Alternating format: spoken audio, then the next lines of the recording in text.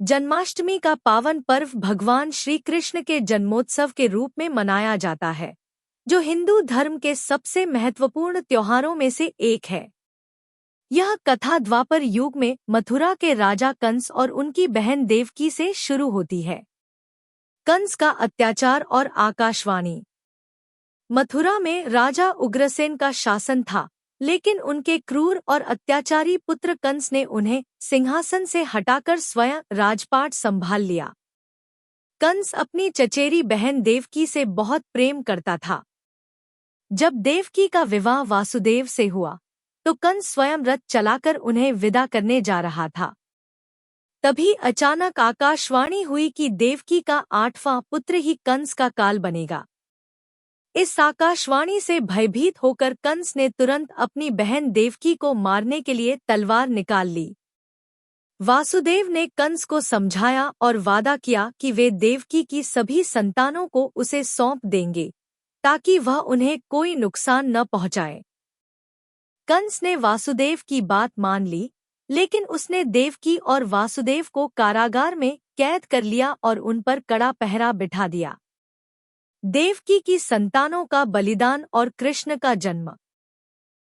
कंस ने देवकी की एक एक करके 7 संतानों को जन्म लेते ही निर्दयतापूर्वक मार डाला।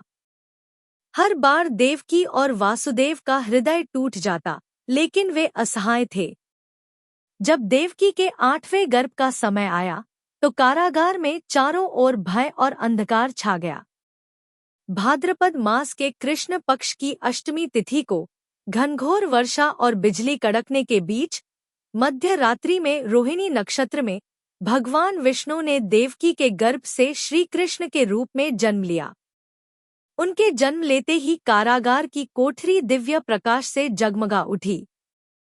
भगवान ने अपने चतुर्भुज रूप में वासुदेव और देवकी को दर्शन दिए और उन्हें बताया कि वे किस प्रकार उन्हें कंस से बचाकर गोकुल में नंद बाबा और यशोदा मैया के घर ले जाएं।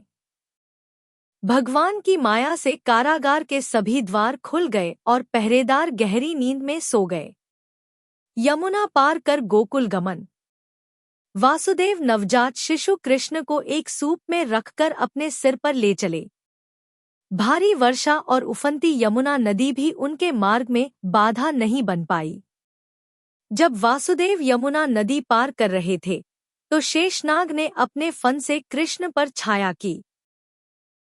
जैसे ही कृष्ण के चरण यमुना जल को स्पर्श करते, यमुना का जलस्तर कम हो जाता। इस प्रकार वासुदेव सुरक्षित रूप से यमुना पार कर गोकुल पहुँचे। वहां उन्होंने भगवान कृष्ण को नंद बाबा और यशोदा मैया की नवजात कन्या से बदल दिया और उस कन्या को लेकर वापस मथुरा आ गए। कारागार के द्वार फिर से बंद हो गए। जब कंस को 8वें बच्चे के जन्म की सूचना मिली, तो वह तुरंत कारागार में आया और उस कन्या को मारने का प्रयास किया। लेकिन वह कन्या उसके हाथ से छूटकर आकाश में चली गई और देवी योगमाया के रूप में प्रकट होकर कंस को बताया कि उसे मारने वाला गोकुल में जन्म ले चुका है। कंस का वध और धर्म की स्थापना। भगवान कृष्ण बड़े होकर गोकुल और वृंदावन में अपनी अद्भुत लीलाएं करते हुए बड़े हुए। उन्होंने कई राक्षसों जैसे पूतना, बकासुर, अघासुर का वध किया, जिन्हें कंस ने उन्हें मारने के लिए भेजा था। अंततः कृष्ण और बलराम मथुरा आए और उन्होंने अत्याचारी कंस का वध किया, जिससे मथुरा के लोगों को उसके अत्याचारों से मुक्ति मिली।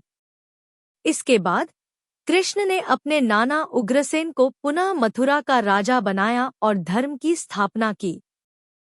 यही कारण है कि जन्माष्टमी का त्योहार भगवान कृष्ण के जन्म और धर्म की विजय के प्रतीक के रूप में पूरे देश में बड़े हर्षोल्लास के साथ मनाया जाता है। अगर ऐसे वीडियो आप और देखना चाहते हैं, तो चैनल को सब्सक्राइब करें, शेयर करें और लाइक करें। धन्यवाद।